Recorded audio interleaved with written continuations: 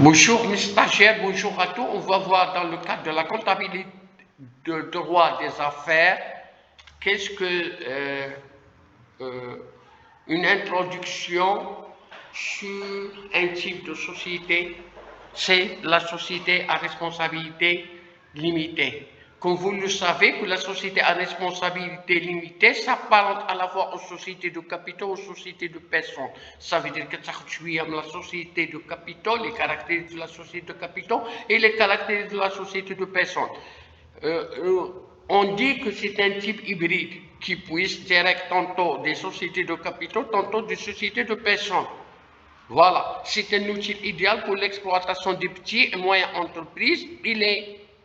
Il est d'un maniement plus aisé que les sociétés anonymes. Il est facile à constituer. La société se caractérise comme les sociétés de personnes par le caractère personnel des associés. Les sociétés de personnes ont une caractéristique personnelle des associés. Il est généralement constitué par un petit nombre d'associés qui se connaissent et se font confiance. De la même, les sessions de parts sociales obéissent à un régime qui limite la liberté des personnes en la matière. Il y a deux caractéristiques. La première, c'est le caractère personnel des associés, ou un petit nombre qui ne dépasse pas, comme on le verra, Inch'Allah, un maximum de la 50 associés. Il a fait cette 50, il veut se transformer en société anonyme. De même, la session de parts, elle est strictement limitée. أما كتاخذ la société de capitaux, on va y citer. La parenté de la société à responsabilité avec les sociétés de capitaux apparaît à différents niveaux. Les associés n'acquièrent pas la qualité de commerçant. Les associés ne sont pas tenus de passifs qu'à concurrence de leur apport. Les événements qui affectent la situation juridique personnelle de nos sociétés d'échéance n'ont pas une incidence directe sur le fonctionnement de la société. Et dans la société va continuer.